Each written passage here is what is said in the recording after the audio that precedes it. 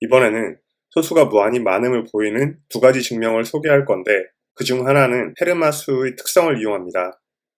그런데 증명에 사용된 특성은 지금 보고 계시는 올해 KMO 최종 선발 시험에도 사용되었습니다. 그 성질이 뭔지는 잠시 후에 얘기하고 소수의 무한성 증명부터 시작해보죠. 첫 번째 증명은 유클리드에 의한 것으로 추정되는데 기류법을 사용합니다. 소수가 유한함을 가정하고 소수의 개수를 K라고 했습니다. 그런 다음 이들을 다 곱한 것에 1 더한 라지 n을 관찰합니다. 지난 편에 산술의 기본 정리를 증명했기 때문에 소수를 다루는 데 자유롭습니다. 그로부터 라지 n은 유일한 방식으로 소인수 분해되어야겠죠? 그렇다면 P1부터 PK 중 어느 하나는 n의 약수여야 합니다.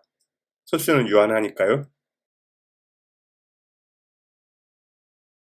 n의 약수인 소수를 P1이라고 해도 문제는 없을 겁니다. 그런 다음 라지 n을 P1 곱하기 K로 쓰면 P1이 1의 약수가 되는 망측한 일이 벌어집니다. 이러면 안됩니다. 결국 소수는 유한계가 아니어야 했던 겁니다. 이 증명에 포함된 짚어둘 만한 사실은 K 플러스 1번째 소수는 이전 소수들의 곱에 1을 더한 것보다 작거나 같다라는 겁니다. 이건 나중에 써먹을 일이 있을 겁니다. 두 번째 증명으로 넘어가죠.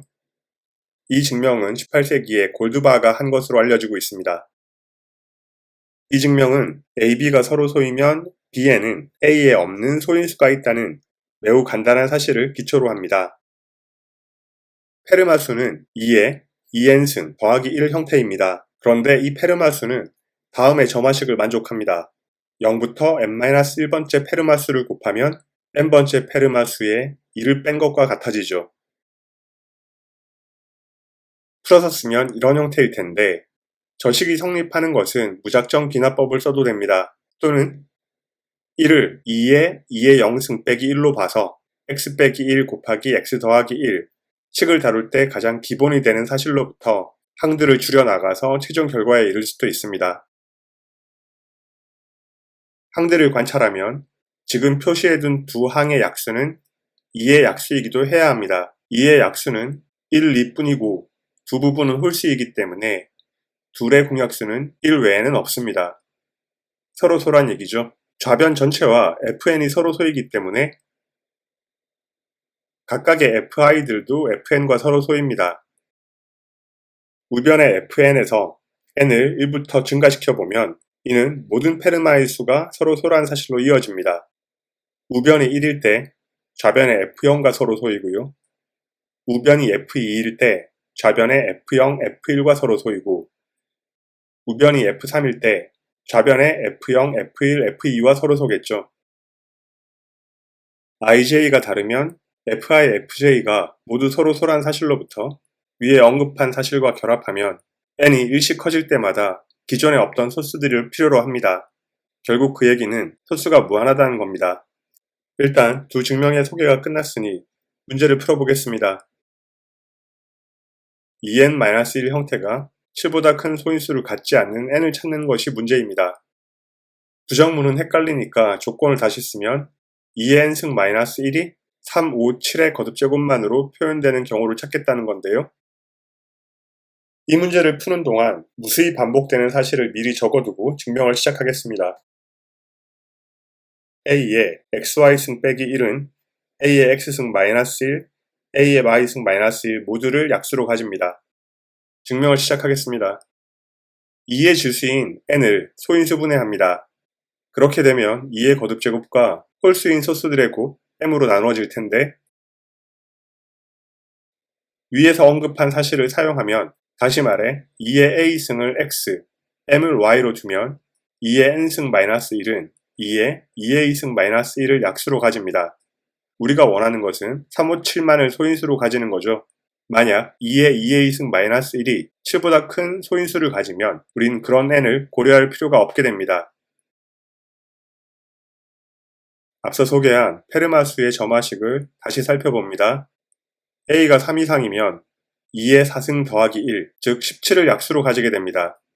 2의 2a승 빼기 1이 17을 약수로 가지게 되면 7보다 큰 소인수를 가지게 되었으니 이건 우리의 고려 대상이 아니죠.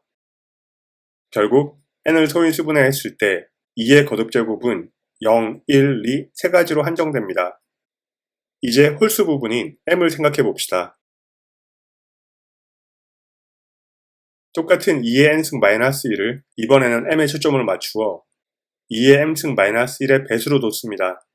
2의 m승 마이너스 1이 3, 5, 7과 어떤 관계를 맺는지 지금부터 살펴보면 어떤 수의 거듭제곱은 특정 수에 대한 나머지가 반복됨을 우리는 알고 있습니다. 그로부터 2의 m승 마이너스 1이 3의 배수가 아니라는 사실을 이끌어낼 수 있는데요. 2의 제곱을 3으로 나눈 나머지는 1입니다.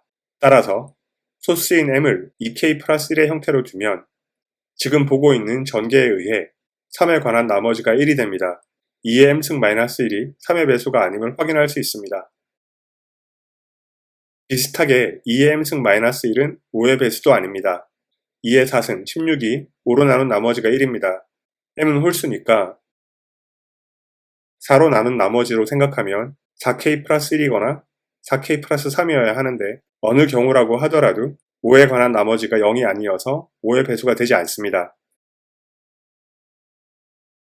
현재까지 알아낸 것을 정리하면 m이 홀수일 때 2의 m승 마이너스 1은 3, 5의 배수가 아니므로 소인수가 7 이상이어야 한다는 겁니다.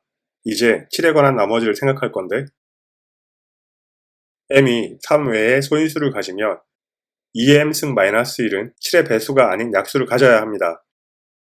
확인해보면 m을 p 곱하기 별표로 표시했습니다.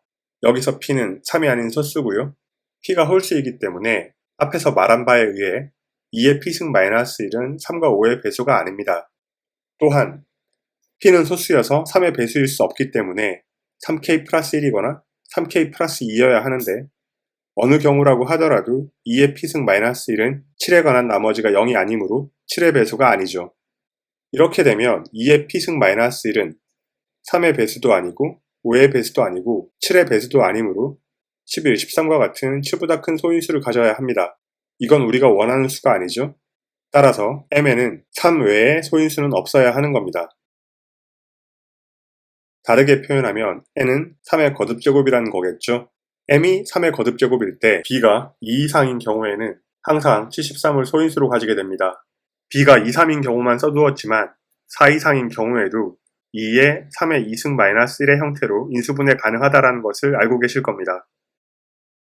이렇게 되고 보니 n을 소인수분해했을 때 홀수인 부분은 3의 거듭제곱이어야 하고 거듭제곱을 b로 표현하면 0 또는 1이라는 사실을 알게 되었습니다. 이제 마지막 정리만 하면 됩니다. 현재까지 논의의 결과 n은 2의 a승 곱하기 3의 b승이어야 하고 a로 가능한 것은 0, 1, 2 3가지, b로 가능한 것은 0, 1, 2가지, 총 6가지 경우만 조사하면 되겠죠? a, b가 모두 0일 때, n이 1일 때는 2의 n승 마이너스 1은 1이어서 7 이상의 소인수를 갖지 않습니다. 이건 허용됩니다.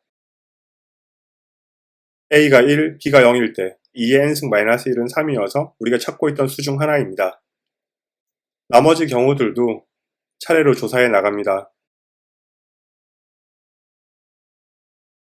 마지막 경우인 a가 2, b가 1인 경우에는 2의 n승 마이너스 1, 즉 2의 12승 마이너스 1이 13이라는 소인수를 가지게 되어서 우리가 찾고 있던 수가 아님을 확인했습니다. 결국 최종적으로 가능한 수는 n이 1, 2, 3, 4, 6 모두 5가지입니다. 그리고 이것이 전부입니다. 이렇게 해서 문제까지 풀어봤습니다. 소수가 무한하다는 결과를 이미 알고 있었다고 해서 두 번째 증명인 골드바의 증명을 보지 않았다면 이 문제를 해결하는데 훨씬 더 어려웠을 겁니다.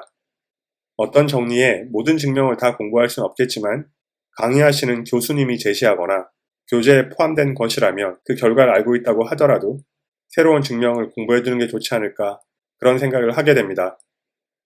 영상은 여기까지입니다. 수고하셨습니다.